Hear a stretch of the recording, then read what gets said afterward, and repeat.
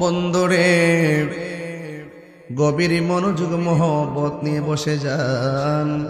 আমার নবী কবরের আযাব দেখার ক্ষমতা আছে না নাই?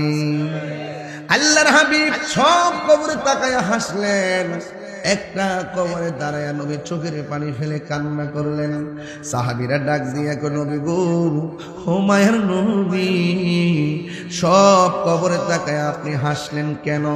কই সব কবরের গায়ের নিচে আমার আল্লাহ জান্নাতের গালিচা বিছিয়ে রাখছি। উম্মতের শেষ দিনে সুখ দেখলে বড় আমার কাছে শান্তি লাগে। এবার সাহাবীরা ডাক দিয়ে, ইয়া রাসূলুল্লাহ, ইয়া হাবিবাল্লাহ, নবী গো, ও মায়ার নবীজি, একটা কবরের দিকে তাকে আপনি কেন চোখের পানি ফেলে কাঁদলেন? আল্লাহর হাবিব ডাক দিয়ে কই, সাহাবীরে, আমি এই কবরের দিকে তাকাইয়া আমি দেখতেছি এই কবরে মানুষটারে আমার আল্লাহ জাহান্নামের আগুন দিয়ে এমন ভাবে জ্বালাইতেছে, তার কান্নার আওয়াজ দেখা আমার মায়া লেগে গেছে। উম্মতের জন্য নবী দেওয়া না কোনো সন্দেহ আসেনি। এবার আমার নবী সাহাবায়ে কেরামদেরকে ডাক দিয়ে বলেন, ও সাহাবায়ে কেরাম, একটা কাজ করো, বাজার গিয়ে এলান করে দাও, এই গুরুস্থানে যত মানুষ আপনজন শুয়াইছে, এই গুরুস্থানের নতুন গুরুস্থান ছিল, প্রায় 600 কবর হয়েছে।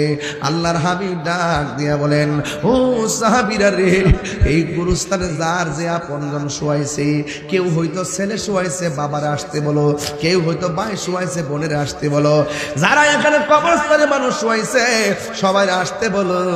এবার সবাই আসলেন।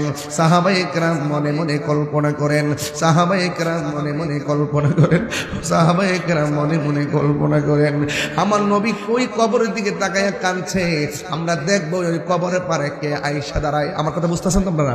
ওই পারে দেখবো কে আয়েশা দাঁড়ায়, অধীর আগ্রহে মানুষ দাঁড়ায় রয়েছে। আর সব কবরের পারে আপনজন আয়েশা দাঁড়াইছে, হুকুম করেছেন রহমাতুল লিল আলামিন, না আসার কোনো সুযোগ নাই।